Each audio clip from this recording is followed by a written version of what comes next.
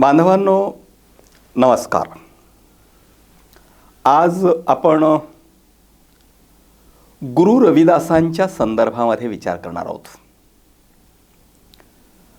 भारताला अनेक गुरूंची संतांची फार मोठी परंपरा लाभलेली आहे आणि या परंपरेनं समाज मनाचं सातत्यानं प्रबोधन केलेलं आहे. अशाच परंपरेमधले गुरु रविदास हे भारतभूमीमध्ये जन्माला आलेले एक महान असे संत आहेत. रविदासांनी आपल्या कालखंडामध्ये ज्या वेगवेगळ्या स्वरूपाच्या कुप्रथा होत्या त्यांच्या विरोधामध्ये एक बंडखोरीच केलेली दिसते. रविदासांचा जन्म 15व्या शतकामध्ये झालेला आहे आणि या कालखंडामध्ये समाज व्यवस्थेमध्ये ज्या वेगवेगळ्या स्वरूपाच्या वाईट रूढी परंपरा होत्या त्याचा परिणाम रविदासांच्या जीवनावरही झालेला आपणाला दिसून येतो. रविदासांच्या जन्माच्या संदर्भामध्ये वेगवेगळ्या विद्वानांच्या मध्ये वेगवेगळी मत आहेत. शुक्लदेव सिंह यांच्या मतानुसार त्यांचा जन्म 1471 झाला. स्वरूपचंद यांच्या मतानुसार त्यांचा जन्म 1475 झाला. तर भद्रशील रावत यांच्या मतानुसार रविदासांचा जन्म 1455 झाला. पण बहुतांश विद्वानांना मान्य असलेलं मत 1471 त्यांचा जन्म झाला अशा स्वरूपाचा आहे. माघ पौर्णिमेला रविवारच्या दिवशी त्यांचा जन्म झाला. त्यांचा जो कालखंड होता त्यांच्या कालखंडामध्ये अर्थातच धर्माचा प्रभाव होता मोठ्या प्रमाणामध्ये आणि धर्माच्या प्रभावामध्ये सद्वर्तनाच्या संदर्भातल्या धर्माच्या प्रभावापेक्षा कर्मकांडांनी युक्त अशा प्रकारच्या धर्माचा प्रभाव त्या कालखंडामध्ये मोठ्या प्रमाणात असलेला आपणाला दिसून येतो. आणि त्याचबरोबर वर्णव्यवस्था, जातीव्यवस्था, भेदाभेद, उच्च नीचता हाही प्रकार त्या कालखंडामध्ये मोठ्या प्रमाणामध्ये अस्तित्वात होता. भारतामध्ये अस्तित्वात असलेल्या वर्णजाती व्यवस्थेनं भारतामध्ये प्रचंड मोठी विषमता निर्माण केलेली होती. माणसांचे माणूस म्हणून असलेले हक्क नाकारलेले होते. ज्या समूहांना शूद्र अतिशूद्र ठरवून हक्कांपासून वंचित ठेवलेलं होतं आणि गलिच्छ काम करायला लावलेलं होतं अशा स्वरूपाच्या समूहामध्ये गुरु रविदासांचा जन्म झालेला दिसतो. आणि त्यामुळं तत्कालीन प्रस्थापितांच्याकडून गुरु रविदासांचे मानवी हक्क नाकारलेले दिसतात. त्यांना तुच्छ लेखलेलं दिसतं, त्यांना हीनतेची वागणूक दिलेली दिसते. परंतु अशा कालखंडामध्ये वर्तमानात अस्तित्वात असलेली भेदाभेदी जी समाज व्यवस्था होती त्या विरोधामध्ये जाऊन स्वतःचं कर्तृत्व गुरु रविदासांनी सिद्ध केलेलं आपणाला दिसून येतं.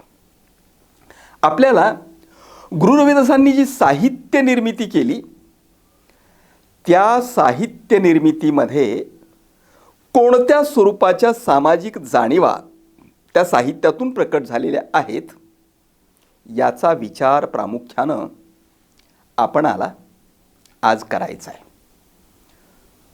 अगदी प्रारंभीच आपणाला ज्याचा विचार करावा लागेल तो भाग आहे समाजात अस्तित्वात असलेल्या जाती व्यवस्थेच्या संदर्भामध्ये आपल्या साहित्यामधून गुरु रविदासांनी कोणती भूमिका मांडली हे आधी आपण समजून घेऊ. वास्तविक पाहता माणसाला जात नसते. माणूस फक्त माणूस असतो. प्राण्यांमध्ये अनेकविध जाती असतात पण माणसामध्ये जाती नसतात.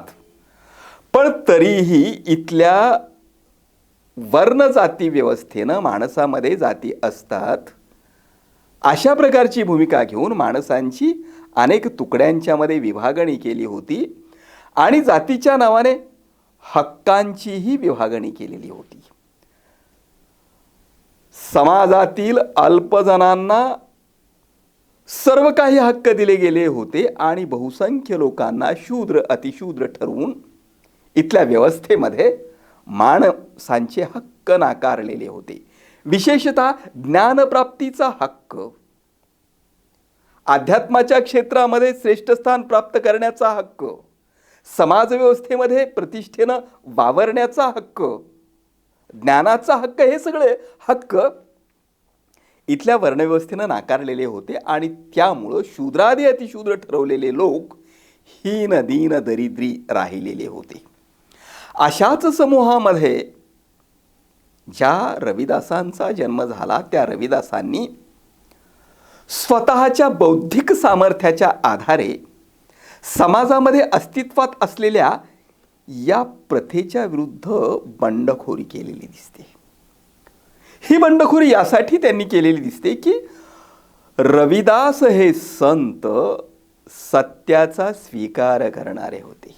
जे वैश्विक सत्य आहे त्या वैश्विक सत्याच्या विरोधात जाणारी जी व्यवस्था होती ती व्यवस्था माणसाचं माणूसपण नाकारणारी होती.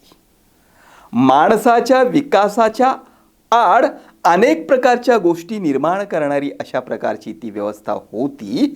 म्हणून या व्यवस्थेच्या विरोधामध्ये गुरु रविदासांनी सुस्पष्ट अशा प्रकारची भूमिका आपल्या लेखनाच्या मधून घेतलेली आपणाला दिसून येते. त्यांनी प्रामुख्यानं काव्यरचना केली आणि ती जी काव्यरचना केली ती त्या काळातल्या लोकभाषेमधील शब्दांचा वापर करत करत मोठ्या प्रमाणामध्ये केलेली आपणाला दिसून येते. जाती व्यवस्थेबद्दलची त्यांनी जी जाणीव व्यक्त केलेली आहे ती जाणीव हीच आहे की माणसामध्ये जातीभेद करणं अयोग्य आहे. जातीच्या नावाने माणसांचे हक्क नाकारणं अयोग्य आहे. अशा प्रकारची भूमिका घेऊन जातीच्या नावाने केला जाणारा जो भेदाभेद होता तो भेदाभेद गुरु रविदासांनी स्पष्टपणानं 15व्या शतकात नाकारलेला दिसतो. कारण ते स्वतः देखील जाती व्यवस्थेच्या भेदाभेदी नीतीचे बळी ठरलेले होते. गुरु रविदास या संदर्भामध्ये म्हणतात, नीच नीच कह मारही, नीच नीच कह मारही, जात जानत नहीं नादान. नीच नीच कह मारही, जानत नहीं नादान. सबका शिरजनहार है, रैदास एकै भगवान. अरे नीच नीच करून तुच्छे लेखता आहात, परंतु हे तुम्ही लक्षात घेत नाही आहात की सर्वांचा सृजनहार, सर्वांचा निर्माता हा एकच आहे. गुरु रविदासांच्या कालखंडामध्ये ईश्वर कल्पनेचा, धर्माचा मोठ्या प्रमाणामध्ये प्रभाव होता आणि म्हणून त्या कल्पनांना पूर्णपणे नाकारण्याची भूमिका त्यांची नाही, परंतु सर्वसमावेशकतेची भूमिका ते घेताना दिसतात आणि त्यातून भेदाभेद ते नाकारतात. भेदाभेद नाकारताना ते अशी भूमिका घेतात की रैदास जन्म के कारणे, रैदास जन्म के कारणे होत न कोई नीच, नरकु नीच करी डारी है, ओछे करम की कीच. कोण कुठे जन्माला आला यावरून कुणीही नीच किंवा उच्च ठरत नसतो, तर व्यक्ती कोणत्या स्वरूपाचं कर्म करतो, त्याच्यामध्ये कोणत्या स्वरूपाची गुणवत्ता आहे यावरून माणसाची श्रेष्ठ कनिष्ठता ठरत असते. ही जाणीव गुरु रविदास या दोह्यामधून अगदी स्पष्टपणानं देताना दिसतात आणि जातीला नाकारतातच. रैदास जातन पूछिए, रैदास जातन पूछिए का जात का पात, ब्राह्मण खत्री वैश्य शूद्र सभन की एक ही जात. अरे जात जात काय विचारता, ब्राह्मण क्षत्रिय वैश्य शूद्र अशा प्रकारची जी विभागणी करताय, ही विभागणी अनैसर्गिक आहे. या सर्वांची एकच जात आहे आणि ती आहे माणूस जात. याचं सूचन रविदासांना या माध्यमातून करायचं आहे. या जातीची गुंतागुंत प्रकट करत असताना रविदास जात जात में जात है, जात जात में जात है, जो केलन में पात, रैदास न मानुस जुड सके, जो लो जात न जात, अशी भूमिका घेतात. रैदास ब्राह्मण मत पूजिये, रैदास ब्राह्मण मत पूजिये, जड हावे गुणहीन, पूजिये चरण चांडाल के, होवे गुण परवीन. पूजा करायची तर कुणाची करायची? ब्राह्मणाची केली पाहिजे. आणि आपल्याकडं जातीव्यवस्थेचे वर्णव्यवस्थेचे समर्थक असलेले जे लोक आहेत, त्या लोकांनी तो गुणवान असो अथवा गुणहीन असो, ब्राह्मण समूहामध्ये जन्माला आला की तो पूजनीयच असतो, अशा प्रकारच्या भूमिका काही जणांनी मांडलेल्या आहेत. पण रविदासांची भूमिका स्पष्टपणाने हे सांगते की केवळ ब्राह्मण जातीमध्ये जन्माला आला म्हणून तो श्रेष्ठ नसतो आणि तो पूजनीय देखील नसतो. तो जर गुणहीन असेल तर त्याची पूजा करण्याचं काहीही कारण नाही. परंतु ज्यांना नीच म्हटलं, ज्याला चांडाळ म्हटलं, त्या समूहामध्ये जन्माला आलेला माणूस जर अनेक गुणांनी युक्त असेल, कर्तृत्ववान असेल, सज्जन असेल, तर त्याची पूजा केली पाहिजे. अशी भूमिका रविदास आपल्या दोह्यांच्या मधून स्पष्टपणानं मांडताना दिसतात. रैदास सुकर्म न करन सौ, रैदास सुकर्म न करन सौ, नीच ऊंच हो जाय, करई कुकर्म जो ऊंच भी, तो महानीच कहलाय. आपल्याकडं आज देखील कोण कुठे जन्माला, यावरूनच कोण उच्च आणि कोण नीच हे ठरवण्याचा जो मानसिक रोग इथल्या वर्ण जाती व्यवस्थेनं माणसांच्या मेंदूमध्ये घुसवलेला आहे, तो माणसांच्या मेंदूमध्ये घुसवलेला रोग अजूनही निघालेला नाही. पण गुरु रविदासांनी अगदी 15व्या शतकामध्ये हे स्पष्टपणानं बजावलेलं आहे की जो सत्कार्य करतो, सुकर्म करतो, तोच उच्च असतो. आणि जो कुकर्म करतो, नीच कर्म करतो, वाईट कर्म करतो, पाप कर्म करतो, दुर्व्यवहार करतो, म्हणजे शोषण करणं, लुबाडणूक करणं, दुसऱ्यावरती वर्चस्व गाजवणं, हिंसा करणं, कपट करणं, अशा प्रकारची हीन कर्म करणारा माणूस उच्च म्हणवलेल्या जातीमध्ये समूहामध्येही जन्माला जरी आला असला तरी तो नीचच असतो. अशा प्रकारची सुस्पष्ट भूमिका गुरु रविदासांनी जाती व्यवस्थेच्या संदर्भामध्ये घेतलेली आपणाला दिसून येते. आपल्या देशामध्ये वर्तमानात देखील हिंदू मुसलमान अशा प्रकारचा भेदाभेद करून माणसांच्या मध्ये एक प्रकारचा संघर्ष निर्माण करण्याचा प्रयत्न वर्तमानातही मोठ्या प्रमाणामध्ये केला जातोय. वर्तमानामध्ये राजकीय सत्तेची पोळी भाजून घेण्यासाठी म्हणून एक वर्ग मोठ्या प्रमाणामध्ये हिंदू मुस्लिमांच्या मध्ये भेदाभेद निर्माण करण्याचा, दरी निर्माण करण्याचा प्रयत्न करतो आहे. तसा प्रकार त्या कालखंडामध्येही नक्कीच होत असावा. म्हणूनच धर्माच्या नावावर माणसांच्या मध्ये भेदाभेद करण्याच्या प्रवृत्तीला गुरु रविदासांनी स्पष्टपणानं विरोध केलेला आहे. आणि हिंदू मुस्लिम एकतेचा पुरस्कार आपल्या दोह्यांच्या मधून त्यांनी स्पष्टपणानं केलेला आपणाला दिसून येतो. ही भूमिका मांडत असताना ते असं सांगतात, मंदिर मस्जिद दोहू एक है, मंदिर मस्जिद दोहू एक है, इनमह अंतर नाही, रैदास राम रहमान का झगडऊ को नाही. रविदासांनी 15व्या शतकामध्ये राम रहीम मध्ये झगडा का कुठलाही नाही आहे, कुठलाही संघर्ष नाही आहे, अशा प्रकारची भूमिका मांडलेली आहे. मंदिर मशिदीमध्ये भेद करण्याचं काही कारण नाही, अशा प्रकारची भूमिका मांडलेली आहे. परंतु आपल्याकडे आपण धर्माचा खरा अर्थ न घेता आपण धर्माचा कर्मकांडी अर्थच मोठ्या प्रमाणामध्ये आपण घेतो आणि त्यातून धर्मांच्या मध्ये झगडा निर्माण करतो.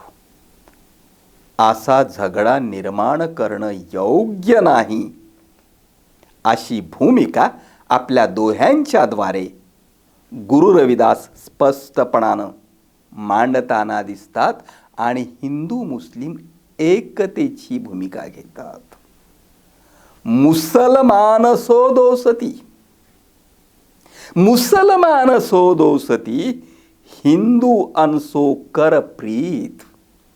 मुसलमान सो दोसती, हिंदू अनसो कर प्रीत, रैदास ज्योति सम राम की, सब है अपने मीत. एक गोष्ट आपण नीटपणानं लक्षात घेतली पाहिजे की धर्म ही गोष्ट पारलौकिक कल्याणाच्या दृष्टिकोनातून कोणत्या स्वरूपाची उपासना केली पाहिजे याची मांडणी करणारी गोष्ट आहे. या दृष्टिकोनातून ती लक्षात घेतली पाहिजे. पण धर्माच्या नावाने आपण माणसांची मोठ्या प्रमाणामध्ये विभागणीच करतो. म्हणजे आपण ज्या प्रकारची उपासना पद्धती स्वीकारलेली आहे तशा प्रकारची उपासना पद्धती स्वीकारणारा तो आपला आणि दुसऱ्या प्रकारची उपासना पद्धती स्वीकारणारा तो म्हणजे परका. आपल्यावरतीच प्रेम करायचं आणि दुसऱ्याचा द्वेष करायचा, ही जी मानसिक संकुचितता आहे ना, ही संकुचितता नष्ट केली पाहिजे, अशी भूमिका रविदास मांडतात. मुस्लिमावर प्रेम केलं पाहिजे, हिंदूवर प्रेम केलं पाहिजे. खरं पाहता वास्तवता ही असते की मुसलमान नसतो, तो माणूस असतो.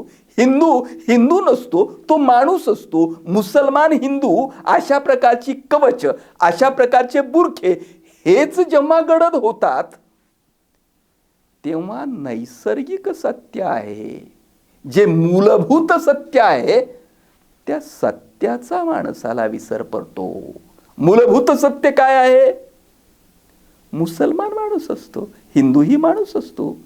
इन्सानियत महत्वाची आहे आणि हे इन्सानियत महत्वाची मानून परस्परांवरती प्रेम करण्याची प्रवृत्ती वाढणं हे महत्वाचं आहे, याची जाणीव गुरु रविदास आपल्या दोह्यांच्या मधून स्पष्टपणानं देताना दिसतात. आणि ही भूमिका पटवून देण्यासाठी म्हणून ते असं सांगतात की रैदास कंकन और कनकमही. कंकन आणि कनक म्हणजे सोनं. रैदास कंकन और कनकमही, जिमी अंतर कहूं नाही, तैसौ ही अंतर नहीं, हिंदू अंतुरकमही. हातामधल्या सोन्याच्या काकणामध्ये, बांगडीमध्ये आणि सोन्यामध्ये जसं कुठलंच अंतर नसतं, त्याप्रमाणे हिंदू आणि तुर्क यांच्यामध्येही कुठलंच अंतर नसतं. नावं वेगवेगळी असली म्हणून काय झालं, दोन्हीही माणसच असतात आणि म्हणून यांनी परस्परांशी माणूस म्हणून व्यवहार केला पाहिजे याची जाणीव गुरु रविदास इथं स्पष्टपणानं देताना दिसतात. हिंदू तुरक मह नहीं कुछ भेदा, हिंदू तुरक मही नहीं कुछ भेदा, दुह आयहू इक द्वार. हिंदू तुरक मही नहीं कुछ भेदा, दुह आयहू इक द्वार. प्राण पिंड लोहू मांस एक, प्राण पिंड लोहू मांस एक, कही रविदास विचार. अरे प्रत्येकाच्या शरीरामधला असलेला प्राण, शरीर, रक्त, मांस हे साऱ्यांमध्ये सारखंच असतं रे बाबांनो. कारण सारी माणसं असतात आणि साऱ्यांच्या अस्तित्वाचं सत्य एकच असतं. आणि साऱ्यांच्या अस्तित्वाचं हे जे सत्य एक असतं, हे साऱ्यांच्या अस्तित्वाचं एक सत्य आपण विसरता कामा नये याची जाणीव गुरु रविदास स्पष्टपणाने देताना आपणाला दिसून येतात. गुरु रविदास हा संत सत्यावर निष्ठा ठेवणारा आहे. सत्य धर्माची मांडणी करणारा आहे. बऱ्याचदा धर्माच्या नावानं असत्य कर्मकांडी धर्म मांडला जातो. धर्माच्या नावानं धंदा केला जातो. धर्माचा बाजार मांडला जातो. आणि धर्माच्या नावानं धर्माचे ठेकेदार सामान्य माणसांचं शोषण करत राहतात. वर्तमानातही अशा प्रकारे धर्माच्या नावानं सामान्य माणसांचं मोठ्या प्रमाणामध्ये शोषण होताना दिसतं. रविदास सत्यनिष्ठा महत्वाची मानतात. ती मांडताना असं ते सांगतात की जिन नर सत त्यागिया, जिन नर सत त्यागिया, तिन जीवन मिरत समान. रैदास साई जीवन भला, ज सब सत परिधान. जी व्यक्ती सत्याचा त्याग करते, असत्यानं वागते, तिचं जगणं मेल्या समान असतं, मुडद्यासारखं असतं. सत्य आचरणामध्ये आणणं गरजेचं आहे. रैदास सतमती त्यागिये, रैदास सतमती त्यागिये, जो घटमही प्राण, सतभीष्ट करी जगत, मही सदा होत अपमान. मानवी जीवनामध्ये मानवी अस्तित्वाच्या साठी मानवी देहामधलं जे चैतन्य आहे, मानवी देहामधला जो प्राण आहे, त्या प्राणाला जेवढं महत्व असतं तेवढं जीवनामध्ये सत्याला महत्व असतं. म्हणून हे सत्य सोडता कामा नये. रैदास सत्करी आसरे, रैदास सत्करी आसरे, सदा सत सुख पाय. सत समान नहीं छोड़िए, सत ईमान नहीं छोड़िए, जगत जाय तड जाय. सत्य गोष्टी स्वीकारल्या आणि सत्यानुसार आचरण केलं तरच मानवी जीवनामध्ये सौख्य असतं. म्हणूनच आपण म्हणत असतो सत्यमेव जयते. आणि मग सत्याचा आचार केला पाहिजे याचा पुन्हा पुन्हा रविदास आग्रह धरतात. रैदास सत्य मत छोड़िए, रैदास सत्य मत छोड़िए, जो लो घट में प्राण, दूसरी कोड धर्म नहीं, दूसरी कोड धर्म नहीं, जगमही सत्समान. सत्याला तुम्ही सोड चिठ्ठी देऊ नका, कारण सत्याशिवाय जगामध्ये दुसरा कोणताही धर्म नाही, सत्य हाच धर्म. अशा प्रकारची भूमिका या दोह्याच्या माध्यमातून गुरु रविदासांनी स्पष्टपणानं मांडलेली आपणाला दिसून येते. धर्माचं वेगवेगळ्या स्वरूपाचं कर्मकांडी अवडंबर माजवणारी मंडळी देवधर्माचा दहशतवाद पसरवतात आणि देवधर्माचा दहशतवाद पसरून कर्मकांडाच्या नावाखाली असत्याचं अवडंबर जे माजवतात, हे असत्याचं अवडंबर मानवी हिताचं नाही, ते त्यागलं पाहिजे. अशीच भूमिका गुरु रविदास घेताना आपणाला दिसतात आणि त्या कालखंडामध्ये अंधश्रद्ध गोष्टींना सुस्पष्टपणानं नकार देतात. आज आपण ज्याला बुद्धिवाद म्हणतो, आज आपण ज्याला विज्ञानवाद म्हणतो, तर्कवाद म्हणतो, तशा प्रकारचा पूर्णपणानं बुद्धिवाद आणि विज्ञानवाद नसला तरीही बुद्धिवादाच्या आणि विज्ञानवादाच्या जवळ जाणारी मांडणी गुरु रविदास करताना दिसतात. अंधविश्वासाला नाकारतात. ते एका दोह्यामध्ये स्पष्टपणानं म्हणतात, यह अंधविश्वास है, यह अंधविश्वास है, सत परखतः नाही. रैदास सत्य कोई जानी है, जो अनभड कोई मन माही. जिथं अंधविश्वास असतो तिथं सत्य नसतं, म्हणून अंधविश्वासाला नाकारलं पाहिजे ही भूमिका ते घेतात. आणि धर्माच्या नावाने वेगवेगळ्या स्वरूपाची सोंगढोंग करून जे लोक दांभिक लोकांना लुबाडतात,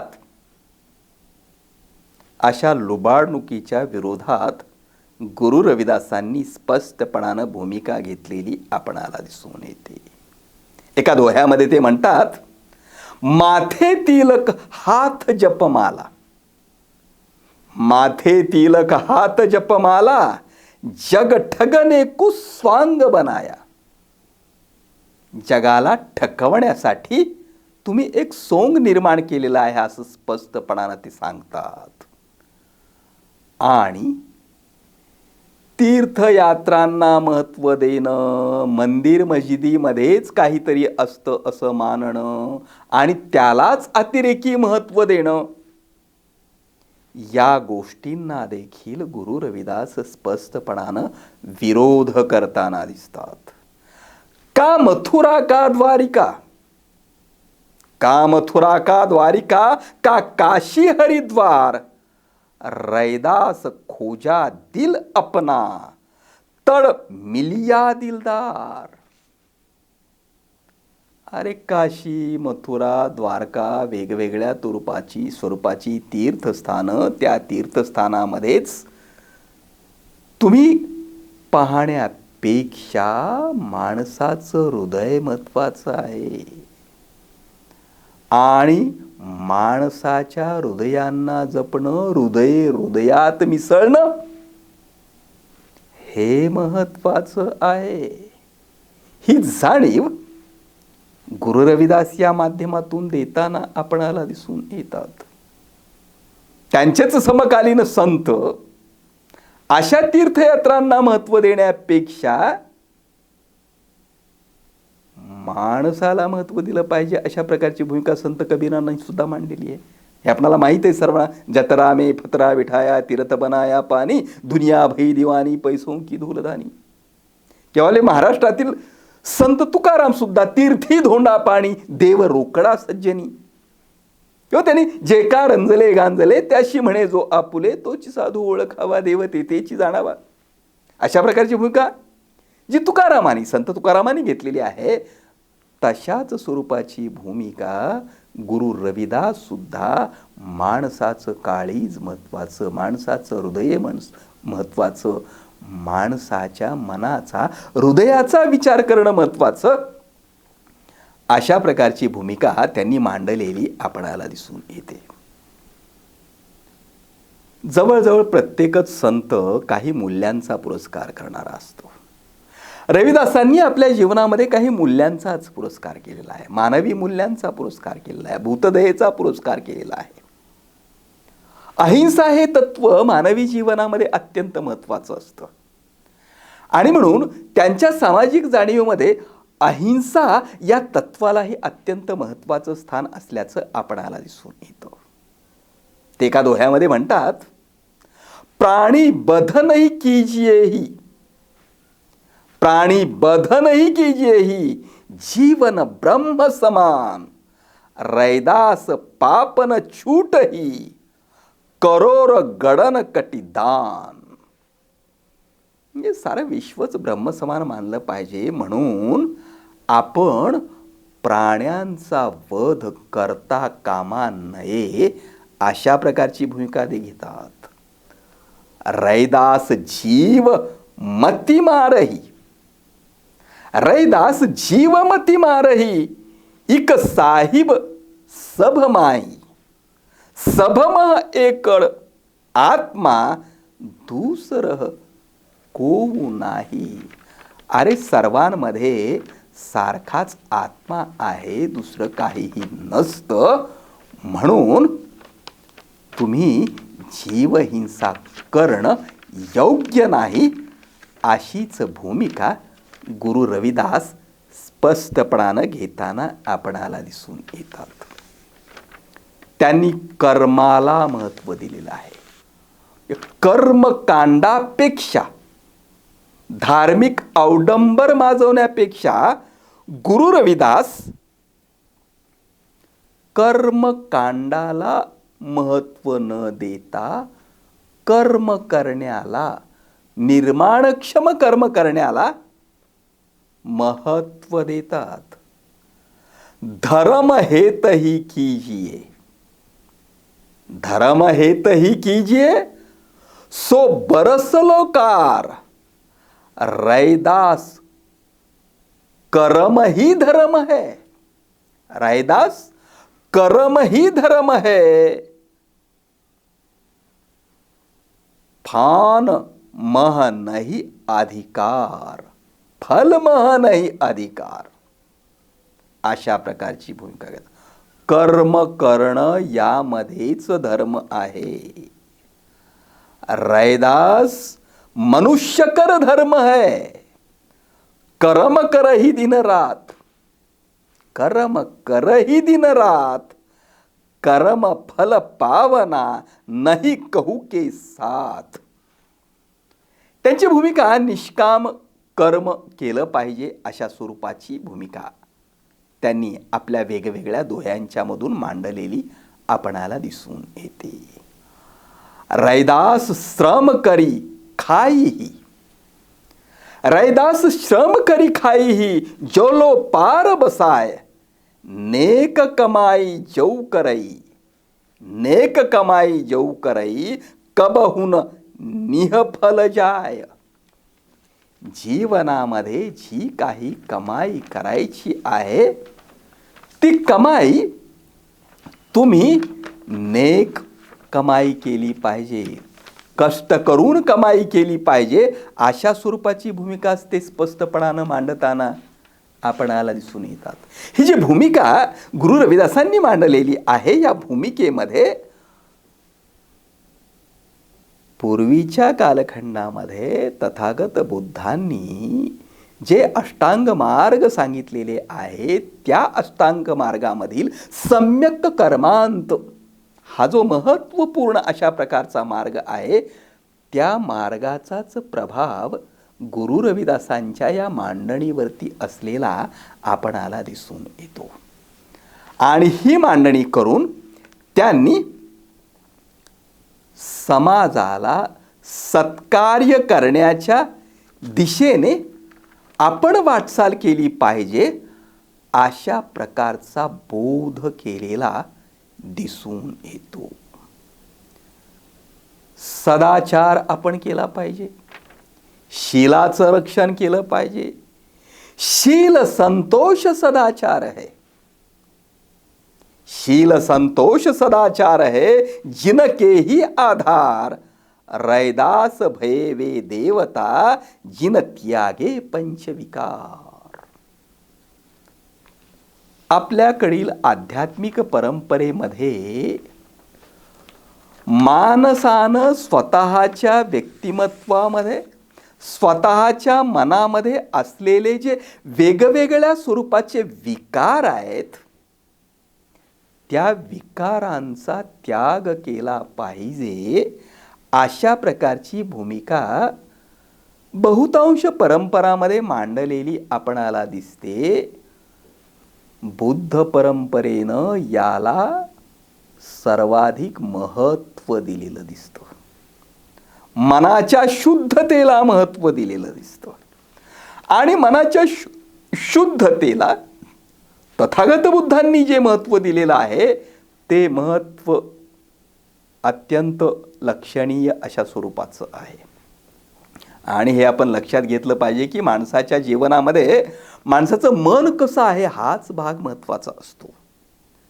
सर्वसामान्यपणे जीवन जगत असताना माणसं आपल्या कपड्याला डाग लागला तर माणसांना अजिबात सहन होत नाही. अरे पण तुमच्या कपड्याला डाग लागलेला जसा तुम्हाला सहन होत नाही, तसा मनाला लागलेला डाग सुद्धा तुम्हाला सहन होता कामा नये. परंतु मनाला किती डाग लागलेले असतात, मनामध्ये किती दुष्कर्म येत असतं, मनामध्ये किती वाईट गोष्टी चाललेल्या असतात. वरवर बोलायचं गोड गोड, तात्विक बोलायचं, गोड गोड बोलायचं, मूल्याचं बोलायचं, सदाचाराचं बोलायचं, आणि वर्तन मात्र स्वार्थी करायचं, लोभाचं करायचं. ही जी प्रवृत्ती समाजामध्ये असते ती प्रवृत्तीच वाईट असते. आणि खरा धर्म सत्कर्म करण्यामध्येच असतो, आपल्या मनातील विकारांवर विजय मिळवण्यामध्येच असतो. आणि म्हणून ज्यांना काम, क्रोध, मोह, मद, मत्सर या विकारांवर मात करता येते, हे विकार त्यागता येतात, त्यांचंच जीवन शीलमय आणि सदाचारी होत असतं. आणि म्हणून अशा प्रकारे आपण शीलमय आणि सदाचारी जीवन जगलं पाहिजे, अशी भूमिका रविदासांनी आपल्या लेखनामधून स्पष्टपणानं घेतलेली दिसते. माणूस स्वतंत्र असला पाहिजे, कोणाच्याही गुलामीमध्ये त्यानं राहता कामा नये, अशी भूमिका देखील रविदासांनी आपल्या दोह्यांच्या मधून घेतलेली दिसते. पराधीनता पाप है, पराधीनता पाप है, जान लेहु रे मीत, पराधीन रैदास सो कोनो करे न पीरीत, पराधीन का दीन का पराधीन बेदीन, पराधीन रैदास को सब ही हीन. माणसांनी कोणत्याही स्वरूपाचं पारतंत्र्य कुणीही आपल्यावरती जर लादलेलं असेल तर ते पारतंत्र्य आपण झुगारलं पाहिजे. पारतंत्र्य लादणाऱ्या प्रवृत्ती माणसांना गुलाम करत असतात, पराधीन करत असतात, आणि अशा प्रकारच्या गुलाम माणसांना प्रेममायेपासूनही वंचित ठेवत असतात. आणि म्हणून पराधीनतेला नाकारलं पाहिजे. सर्व प्रकारची बौद्धिक पराधीनता, सांस्कृतिक पराधीनता आणि कोणत्याही स्वरूपाचं अन्याय स्वरूपाचं वर्चस्व कोणत्याही घटकानं, कोणत्याही प्रवृत्तींनी आपल्यावरती जर लादलेलं असेल तर ते वर्चस्व आपण झुगारून दिलं पाहिजे, अशी भूमिका गुरु रविदास स्पष्टपणानं मांडताना आपणाला दिसून येतात.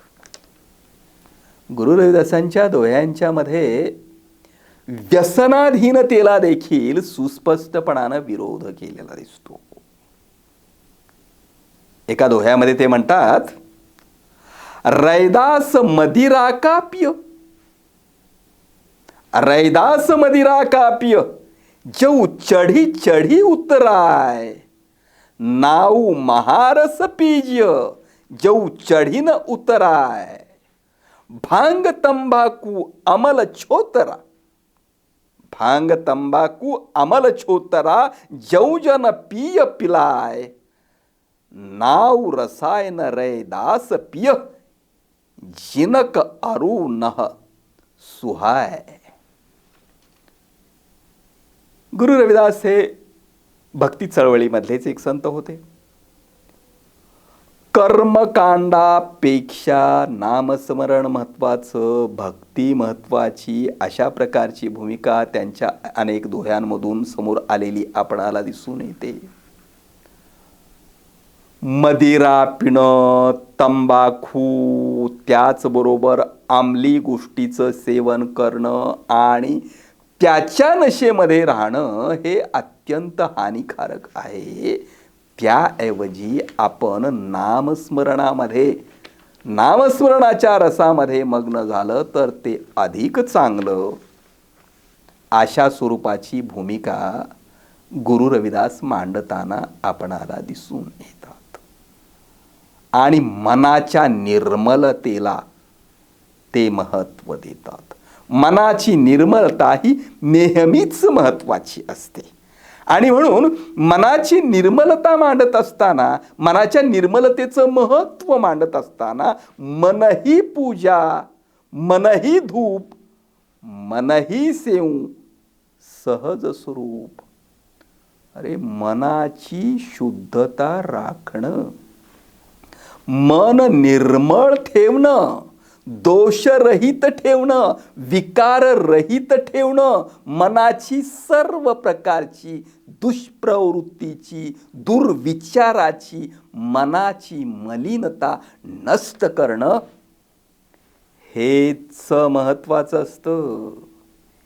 ज्याच्या मनाची मलिनता नष्ट होत असते त्याचंच जीवन सन्मार्गाच्या दिशेनं वाटचाल करत असतं. आणि ज्याचं जीवन सन्मार्गाच्या दिशेनं वाटचाल करत असतं त्याचंच जीवन दुःखमुक्तीच्या दिशेनं, आनंदमयतेच्या दिशेनंही वाटचाल करत असतं. म्हणून मनाची निर्मलता महत्त्वाची असते. म्हणून गुरु रविदास स्पष्टपणानं म्हणतात, साधो मन चंगा तो कठोती में गंगा. मन चांगलं पाहिजे. अशा प्रकारची भूमिका घेणारा हा संत माणसाला शुद्धतेच्या, नितळतेच्या, सदाचारितेच्या दिशेनं घेऊन जाणारा हा संत आहे.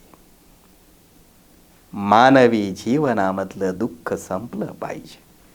मानवी जीवनातली उच्च-नीचता संपली पाहिजे. त्याचबरोबर मानवी जीवनातला दुराचार संपला पाहिजे.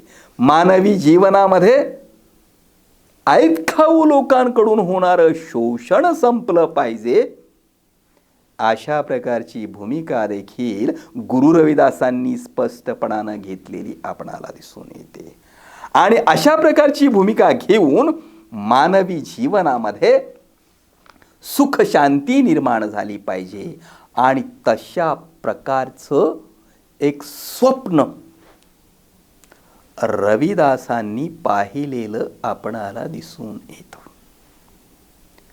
बेगमपुरा नावाचं शहर निर्माण करण्याची भूमिका रविदासांनी जी मांडलेली आहे ती भूमिका अत्यंत महत्त्वाची आहे.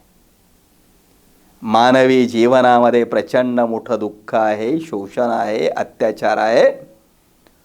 जिथं शोषण, अत्याचार, भेदाभेद, दुःख नाही, अशा प्रकारचं बेगमपुरा नावाचं शहर, अशा शहराचं स्वप्न त्यांनी जे मांडलेलं आहे तसं शहर अजूनही आपल्या देशात निर्माण झालेलं नाही.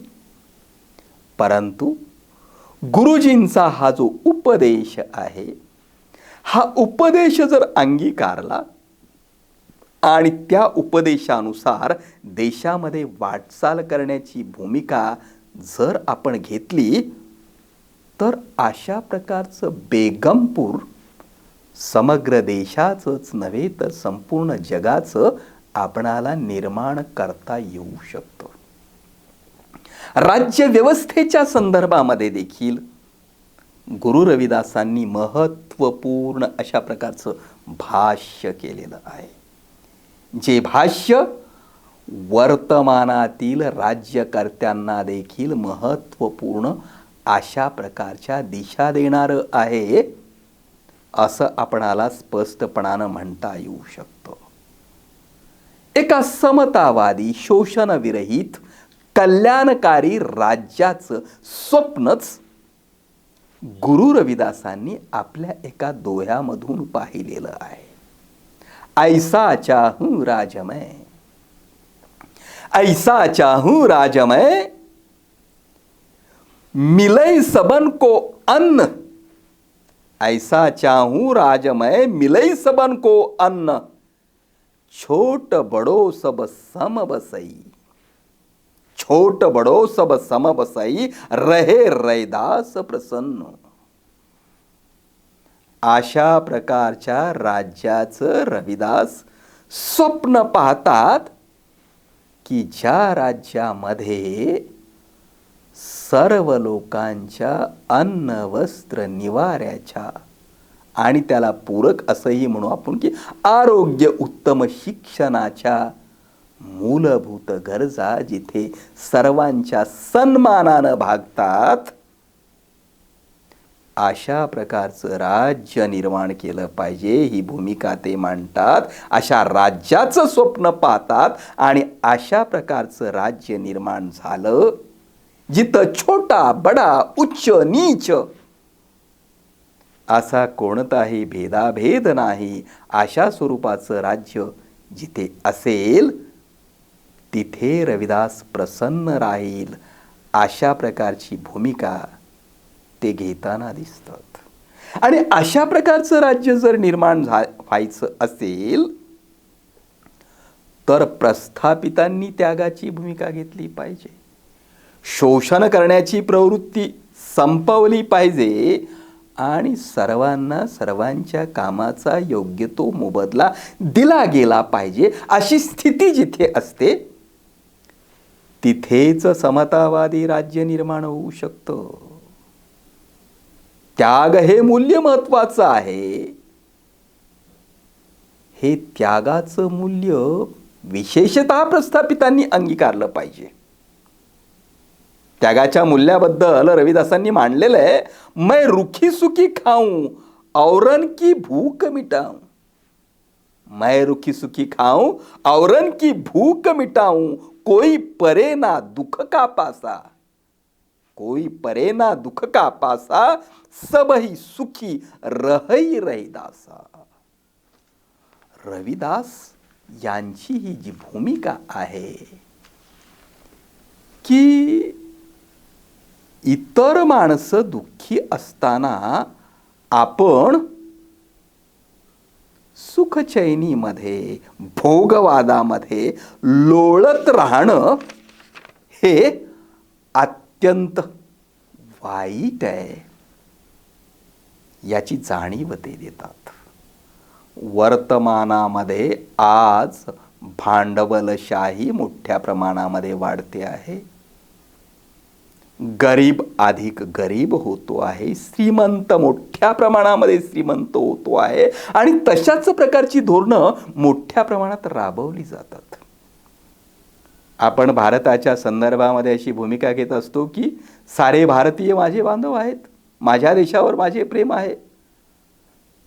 सारे भारतीय माझे बांधव आहेत असं जर तू म्हणत असशील तर काही आदिवासी बांधव आणि आदिवासी बांधवातील बालक उपाशी मरत असताना इथले श्रीमंत लोक 31च्या निमित्तानं आणि वेगवेगळ्या निमित्तानं किंवा स्वतःच्या वाढदिवसाच्या निमित्तानं किती मोठा चंगळवादामध्ये रममान होतात.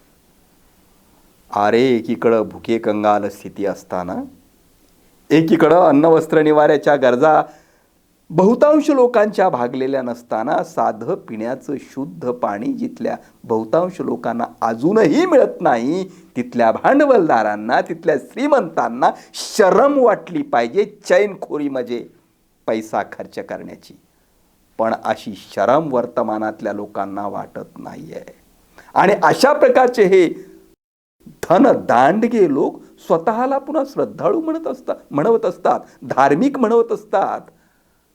अरे तुम्ही जोपर्यंत या देशातील सर्व जनतेच्या अन्न, वस्त्र, निवारा, आरोग्य, सकस स्वरूपाचं शिक्षण या गरजा सर्वांच्या नीटपणानं भागत नाहीत, तोपर्यंत आम्ही चंगळवादामध्ये लोळणार नाही. अशा प्रकारची प्रतिज्ञा करून इथले श्रीमंत जर वागत असतील तरच ते खऱ्या अर्थानं राष्ट्रप्रेमी असतात, नाहीतर दांभिक असतात, आत्मकेंद्रित असतात, अप्पलपोटे असतात. हा अप्पलपोटेपणा या मंडळींनी सोडला पाहिजे याची स्पष्ट जाणीव गुरु रविदास आपल्या लेखनाच्या माध्यमातून देताना आपणाला दिसून येतात. अशा प्रकारच्या गुरु रविदासांचा मृत्यू संवत 1584 चित्तोड इथं झाल्याची नोंद आपणाला मिळते. गुरु रविदासांनी जो संदेश, जी सामाजिक जाणीव आपल्या कवितांच्या माध्यमातून, दोह्यांच्या माध्यमातून प्रकट केलेली आहे, ती जाणीव भारतीय जनतेला सदाचारी बनवणारी आहे, भेदाभेद नाकारण्यास सांगणारी आहे, मनाच्या शुद्धतेला महत्त्व द्या असं म्हणणारी आहे, शोषणविरहित, भेदाभेदविरहित, अन्यायविरहित, अंधश्रद्धाविरहित, समतावादी आणि प्रेमावर आधारलेली समाज व्यवस्था प्रस्थापित झाली पाहिजे. अशा प्रकारचं जे स्वप्न गुरु रविदासांनी भारतीयांच्या समोर 15व्या शतकामध्ये मांडलेलं आहे, ते स्वप्न साकार करण्याचा प्रत्येकानं प्रामाणिकपणानं विचार केला पाहिजे आणि विचार करून तशा प्रकारची कृती केली पाहिजे. अशा प्रकारचा विचार आणि अशा प्रकारची कृती हीच गुरु रविदासांच्या प्रती अर्पण केलेली खरी आदरांजली असू शकते. अशा प्रकारची आदरांजली आपल्या या गुरुला आपण नक्कीच अर्पण कराल, अशा प्रकारचं आवाहन मी समग्र भारतीय बांधवांना करतो आणि थांबतो. धन्यवाद.